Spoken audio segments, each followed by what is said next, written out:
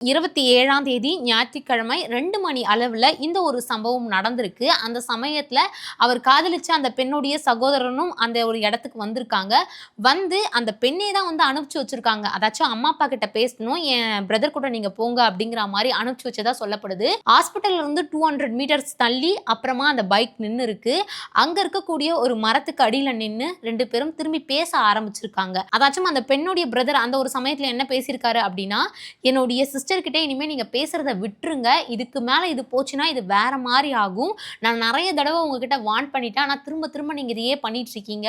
உங்க சமூகம் வேற, என் சமூகம் வேற. வீட்ல இருக்கிறவங்க இத ஒத்துக்கவே மாட்டாங்க. இது வேற மாரி போய் முடியும். அதுவும் நீ தாழ்த்தப்பட்ட சமூகம் அப்படிங்கிறத அந்த ஒரு இடத்திலேயே பதிவு பண்ணி நெறைய விஷயங்கள் வந்து வாக்குவாதத்துல போய் முடிஞ்சிருக்கு. அந்த ஒரு சமயத்துல அந்த பெண்ணுடைய சகோதரரான சுர்ஜித் தான் மறைச்சு வச்சிருந்த கத்திய எடுத்து அந்த ஒரு இடத்திலேயே கவின வெட்டி கொலை செஞ்சிருக்காரு. கவின் கொடூரமா வெட்டி கொலை செய்யப்பட்டதுக்கான ஒரே காரணம் அவர் தாழ்த்தப்பட்ட ஜாதி. இந்த ஒரே ஒரு காரணம் தான்.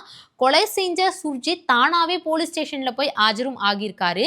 இதுல இன்னொரு முக்கியமான விஷயம் என்ன அப்படின்னு பார்த்தீங்கன்னா, சுர்ஜித்தோடைய அம்மா, அப்பா அதாச்சும் அந்த காதலியோடைய அம்மா, அப்பா 2 பேருமே போலீஸா வொர்க் பண்ணிட்டு இருக்காங்க. அப்பா எஸ்ஐ.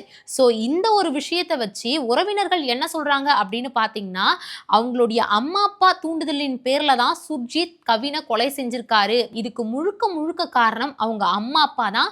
போலீஸா இருந்து பையன அப்புறமா வெளில எடுத்துக்கலாம் அப்படிங்கிற மாரி அவங்களுடைய தூண்டுதலின் பேர்ல தான் சுர்ஜித் கொலை செஞ்சிருக்காரு. ஸோ அவங்க 2 பேரையுமே வேலையில இருந்து நீக்கணும் அப்படிங்கிற மாதிரி கவினுடைய உடல வாங்க மறுத்து அவங்க ஒரு பக்கம் போராட்டமும் பண்ணிட்டு இருக்காங்க.